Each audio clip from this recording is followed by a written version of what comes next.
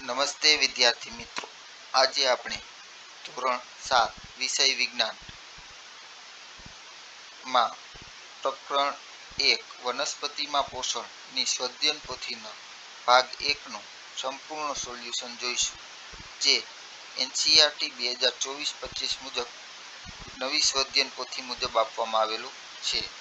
તો ચાલો તેની સાથે સાથે તમે અમારી YouTube channel easy education four 3 ને લાઈક કરો, શેર કરો અને સબસ્ક્રાઈબ કરવાનું ભૂલતા નહીં. ચાલો સ્વધ્યન પોથીનું સોલ્યુશન જોઈએ. પાઠ 1 વનસ્પતિમાં પોષણ, જેમાં પ્રશ્ન પહેલો, ફાફડા થોર પ્રકાશ સંશ્લેષણની ક્રિયા કયા અંગ દ્વારા કરે છે? જેનો જવાબ છે પર્ણ. પ્રશ્ન બીજો, બિલાડીના ટોપમાં કયા પ્રકારનું પરાવલંબી પોષણ જોવા મળે છે?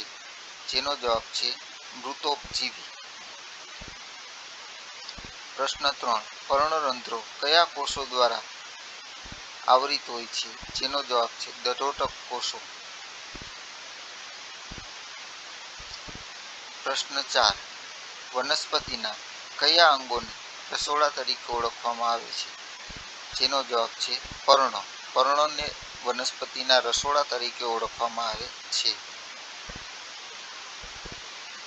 પ્રશ્ન 5, સ્વાવલંબી પોષણ પદ્ધતિમાં શેની જરૂરિયાત હોય છે? જેનો જવાબ છે આપેલ તમામ. સ્વાવલંબી પોષણ પદ્ધતિમાં વનસ્પતિ કાર્બન ડાયોક્સાઇડ, ક્લોરોફિલ અને સૂર્યપ્રકાશની જરૂરિયાત હોય છે. પ્રશ્ન 6, કયા વાયુનું શોષણ વનસ્પતિ પાણી સાથે કરે છે? જેનો જવાબ છે નાઇટ્રોજન. પ્રશ્ન 7, નીચેનામાંથી કયું વિધાન અથવા વાક્ય સાચું છે? જેનો જવાબ છે પહેલું અને ચોથું. દરેક લીલી વનસ્પતિ તેનો ખોરાક જાતે બનાવે છે, તે સાચું છે. અને ચોથું, પ્રકાશ સંશ્લેષણ દરમિયાન ઓક્સિજન મુક્ત થાય છે, એ પહેલું અને ચોથું વિધાન સાચું છે.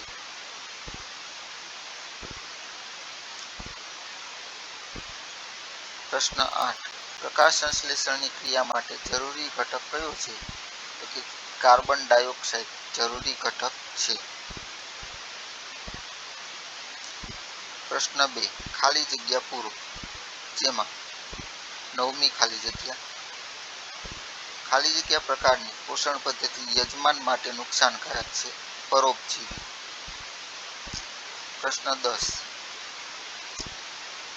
પર્ણમાં રહેલા સ્ટાર્ચની હાજરીની તપાસ આયોડિનના ઉપયોગથી થઈ શકે છે. પ્રશ્ન 11, સૂર્યપ્રકાશનું શોષણ હરિત કણ રંજક કણ કરે છે.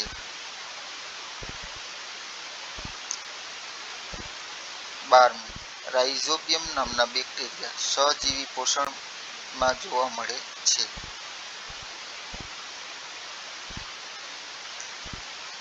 13, ખનિજ તત્વોનું મૂળ દ્વારા શોષણ થાય છે અને તેનું પરિવહન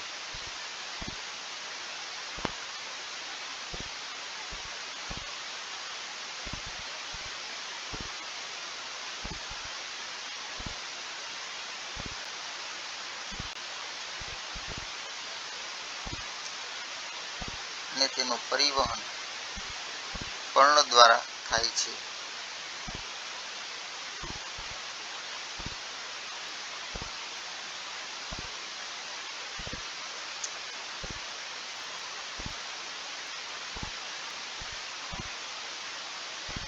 પ્રશ્ન 3, નીચેના પ્રશ્નોના એક વાક્યમાં જવાબ આપો.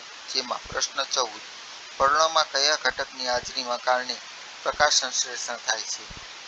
જેનો જવાબ છે પર્ણમાં રહેલ હરિતકણ એટલે ક્લોરોફિલને કારણે પ્રકાશ સંશ્લેષણ થાય છે.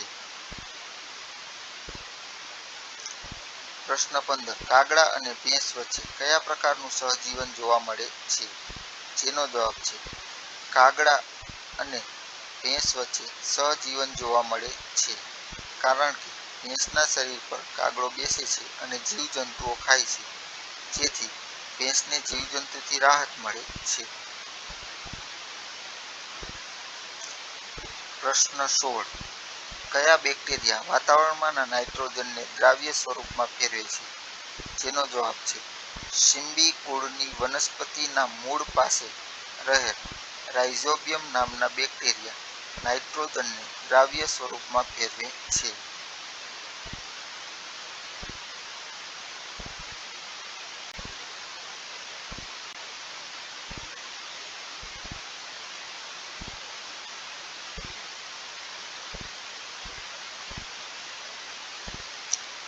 પ્રશ્ન 17.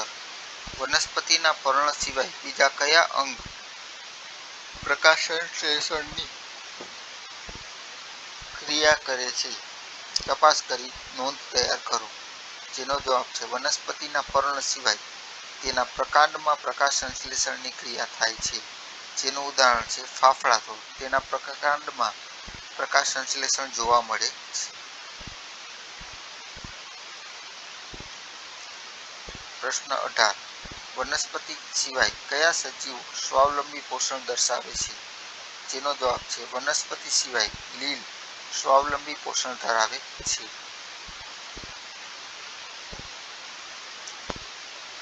પ્રશ્ન 19. પ્રકાશસંશ્લેષણની ક્રિયા માટે વનસ્પતિને શાની જરૂર હોય છે?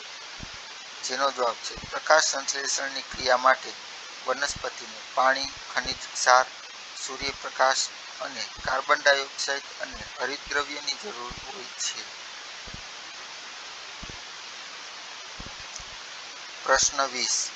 કીટાહારી વનસ્પતિ કીટકોમાંથી શું પ્રાપ્ત કરે છે? જેનો જવાબ છે કીટાહારી વનસ્પતિ કીટકોમાંથી પોષક તત્વો મેળવે છે.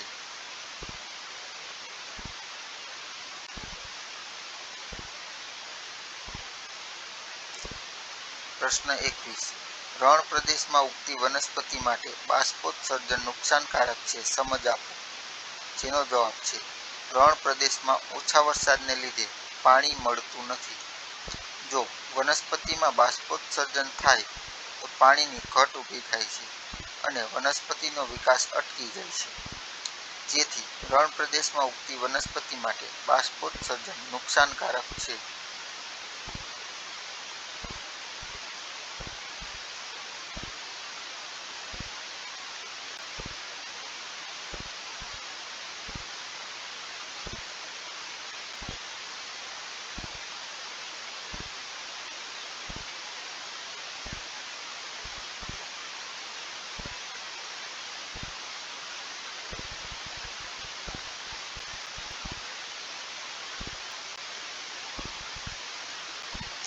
પ્રશ્ન 21. જમીનને સમૃદ્ધ બનાવવા માટે તમે કઈ રીતના પોષક દ્રવ્યો વાળો ખોરાક આપશો? જેનો જવાબ છે જમીનને સમૃદ્ધ બનાવવા માટે સામાન્ય રીતે નાઇટ્રોજન, ફોસ્ફરસ, પોટેશિયમ, સલ્ફર જેવા પોષક દ્રવ્યો જરૂરી છે.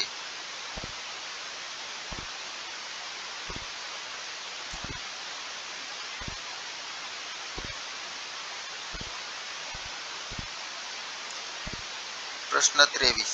નીચેનું કોષ્ટક પૂર્ણ કરો.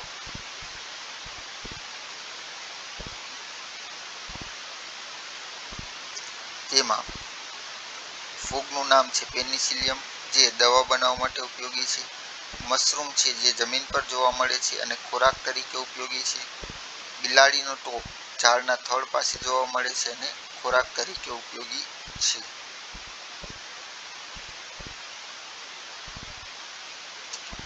પ્રશ્ન 24. જમીનમાં નાઇટ્રોજનનું સ્થાપન કેવી રીતે થાય છે? જેનો જવાબ છે કઠોળ વર્ગની એટલે કે સિમ્બી કુળની વનસ્પતિના મૂળમાં રાઇઝોબિયમ નામના બેક્ટેરિયા હોય છે, જે વાતાવરણમાંના નાઇટ્રોજનનું જમીનમાં દ્રાવ્ય સ્વરૂપે સ્થાપન કરે છે.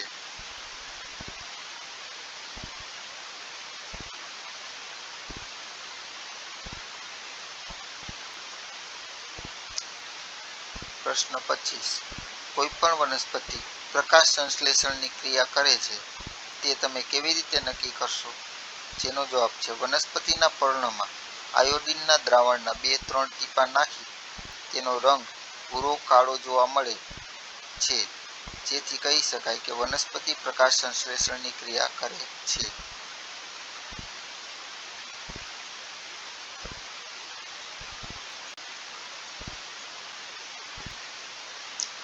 પ્રશ્ન 26. માઇક્રોસ્કોપની મદદથી પર્ણમાં આવેલા પર્ણરંધ્રની ઓળખ કરો અને તેની નામ નિર્દેશવાળી આકૃતિ દોરો. અહીંયા પર્ણરંધ્રની આકૃતિ આપેલી છે. આ પર્ણરંધ્રની આકૃતિ તમારે દોરવાની છે.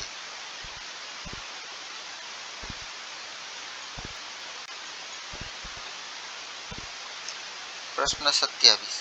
અમરવેલ વનસ્પતિ હોવા છતાં શા માટે પોષણ માટે બીજી વનસ્પતિ પર આધાર રાખે છે? જેનો જવાબ છે અમરવેલના પર્ણમાં હરિતદ્રવ્ય નામનું રંજક દ્રવ્ય હોતું નથી. આથી અમરવેલના પર્ણમાં પ્રકાશ સંશ્લેષણ દ્વારા ખોરાક બનવાની પ્રક્રિયા થતી નથી. તેમજ પર્ણનો રંગ કાળો અને પીળો હોય છે. આમ અમરવેલ ખોરાક માટે બીજી વનસ્પતિ આધાર રાખે છે.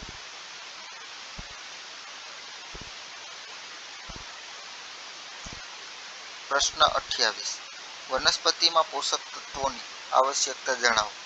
જેનો જવાબ છે બધા જ સજીવોને વૃદ્ધિ અને વિકાસ માટે પોષક તત્વોની જરૂરિયાત હોય છે. તેથી વનસ્પતિના વૃદ્ધિ અને વિકાસ માટે પોષક તત્વોની જરૂરિયાત રહે છે.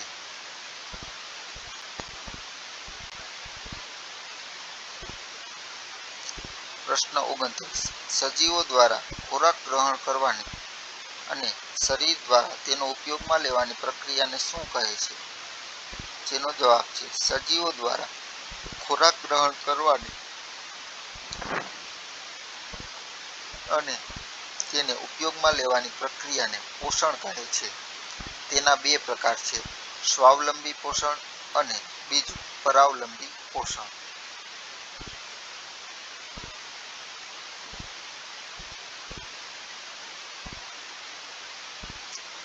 પ્રશ્ન 30. પ્રકાશ સંશ્લેષણની પ્રક્રિયાનું શબ્દ સમીકરણ લખો. જેનો જવાબ છે કાર્બન ડાયોક્સાઇડ વત્તા પાણી, સૂર્યપ્રકાશ અને હરિતદ્રવ્યનો ઉપયોગ કરી કાર્બોદિત અને ઓક્સિજન બનાવે છે.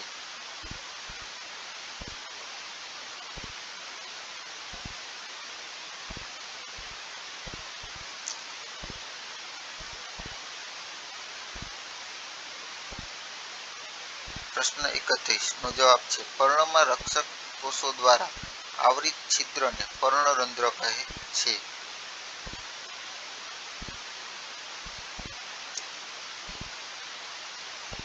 પ્રશ્ન 32. પર્ણ કઈ ઉર્જાનું શોષણ કરે છે? આ ઉર્જાનું શોષણ કરતા પર્ણમાં શું આવેલું હોય છે?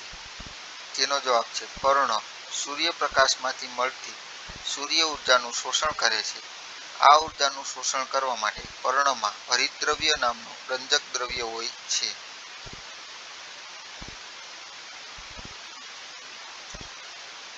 પ્રશ્ન 33. વાતાવરણમાં રહેલા ઓક્સિજનનું પ્રમાણ જળવાઈ રહે છે. સમજાવો. જેનો જવાબ છે વનસ્પતિ દ્વારા થતા પ્રકાશ સંશ્લેષણ દરમિયાન વાતાવરણમાંના કાર્બન ડાયોક્સાઇડનું શોષણ થાય છે અને ઓક્સિજન વાયુ મુક્ત કરે છે. આમ વાતાવરણમાં ઓક્સિજનનું પ્રમાણ જળવાઈ રહે છે. પ્રશ્ન 34.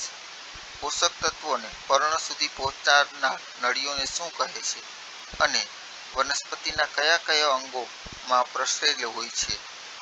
જેનો જવાબ છે વનસ્પતિના મૂળ દ્વારા શોષાયેલા પાણી અને ખનિજ દ્રવ્યોને પર્ણ સુધી પહોંચાડનાર નળીઓને જલવાહિની કહે છે.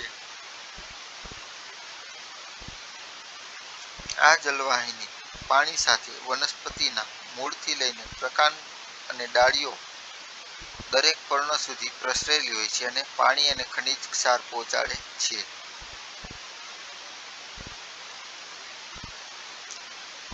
પ્રશ્ન 35. લીલા રંગ સિવાયના અન્ય રંગના પર્ણો પ્રકાશ સંશ્લેષણ કરે છે. સમજાવો. જેનો જવાબ છે લીલા રંગ સિવાય અન્ય રંગો જેવા કે પીળા, લાલ, વાદળી, બદામી રંગના પર્ણો હોય છે. તેમાં પણ પ્રકાશ સંશ્લેષણ જોવા મળે છે, કારણ કે તેમાં હરિતદ્રવ્ય નામના રંજક દ્રવ્યો સિવાય અન્ય રંજક દ્રવ્યો પણ હોય છે, જે હરિતદ્રવ્યનો લીલો રંગ ઢાંકી દે છે, જેથી આપણને લીલો રંગ જોવા મળતો નથી.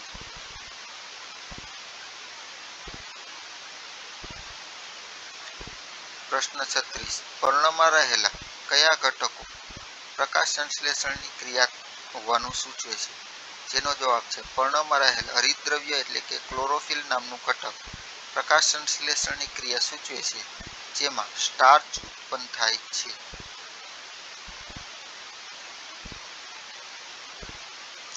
પ્રશ્ન 37. લીલ પ્રકાશ સંશ્લેષણ કરી શકે છે, સમજાવો.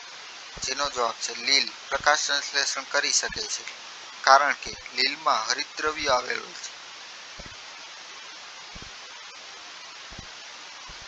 જેથી લીલ પ્રકાશ સંશ્લેષણ દ્વારા પોતાનો ખોરાક બનાવે છે અને પોષણ મેળવે છે. આમ લીલ એ સ્વયંપોષી છે.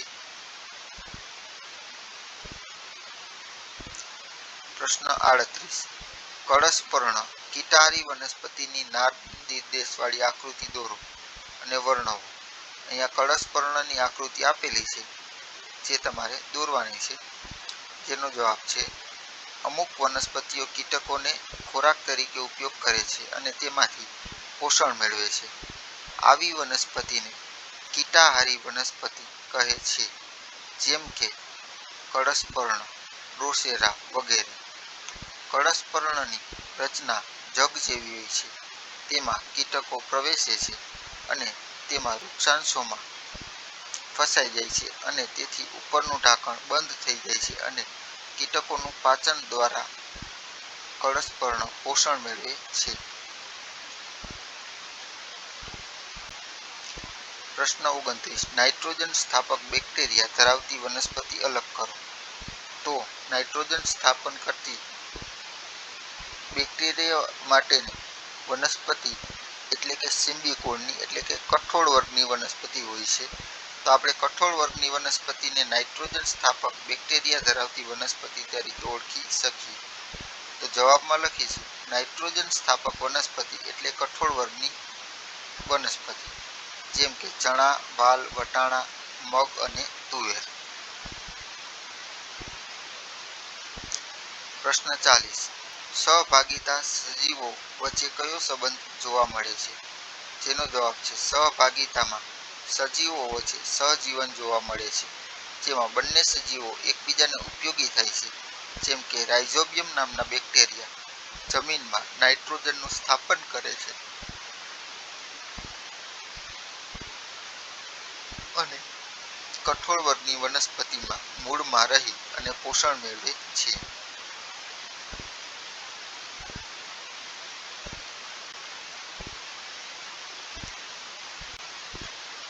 તો વિદ્યાર્થી મિત્રો, અહીંયા આપણો પાઠ 2 સ્વાધ્યાયન પોથીનું સોલ્યુશન પૂર્ણ થાય છે. હવે આપણે જોઈશું કે આ પાઠમાં આપણે કયા કયા મુદ્દાઓ શીખ્યા. જેમાં સૌપ્રથમ વનસ્પતિમાં પોષણ છે, તેમાં પ્રથમ પ્રકાર છે પ્રકાશ સંશ્લેષણ. પ્રકાશ સંશ્લેષણ એટલે વનસ્પતિ સૂર્યપ્રકાશની હાજરીમાં પાણી અને કાર્બન ડાયોક્સાઇડની મદદથી પોતાનો ખોરાક બનાવે છે. આ પ્રક્રિયાને પ્રકાશ સંશ્લેષણ કહે છે. પ્રકાશ સંશ્લેષણના આધારે પરાવલંબી પોષણ અને કીટાહારી વનસ્પતિ જોવા મળે છે. પરાવલંબી પોષણ એટલે કે અમરવેલ અને અન્ય વૃક્ષો પર વીંટળાઈ તેમાંથી પોષણ મેળવે છે, એટલે કે બીજા પાસેથી પોષણ મેળવતા હોય તેને પરાવલંબી પોષણ કહેવાય. તેવી જ રીતે અમરવેલ અને બીજા બધા પ્રાણીઓ પણ પરાવલંબી પોષણ ધરાવે છે. કીટાહારી વનસ્પતિ. કળશપર્ણ વનસ્પતિ તેના પર બેસતા કીટકોનો આહાર તરીકે ઉપયોગ કરે છે, એટલે તેને કીટાહારી વનસ્પતિ કહેવાય છે. મૃતોપજીવી. મૃત અને સડી ગયેલા પદાર્થ કે સજીવમાંથી મેળવતા પોષણને મૃતોપજીવી પોષણ કહે છે. સહજીવન. કેટલાક સજીવો વસવાટ અને પોષક તત્વો બંને માટે સહભાગિતાથી જીવે છે. ઉદાહરણ તરીકે લાઇકેન. તો આ આપણા પાઠનો સારાંશ અહીંયા તમને જોવા મળે છે. તો વિદ્યાર્થી મિત્રો, અહીંયા આપણા પાઠનું સ્વાધ્યાયન પોથીનું સોલ્યુશન પૂર્ણ થાય છે. જો આવા નવા સ્વાધ્યાયન પોથીને લગતા વિડીયો ધોરણ 6, 7, 8 ગણિત અને વિજ્ઞાનના પાઠના solution, PSC NMMS, Jawahar Navodaya, CET જેવી અન્ય કોમ્પિટિટિવ એક્ઝામના પેપર સોલ્યુશન જોવા માટે અમારી YouTube channel easy education four 3 ને લાઈક કરો, શેર કરો અને સબસ્ક્રાઈબ કરો અને તમારા મિત્રોને શેર કરો, જેથી તે પણ આ સોલ્યુશનનો વાંચી અને તેમાંથી જવાબ મેળવી શકે. તો મિત્રો, ફરીથી easy education four 3 YouTube channel છે તેને જરૂરથી સબસ્ક્રાઈબ કરજો. આભાર. Thank you.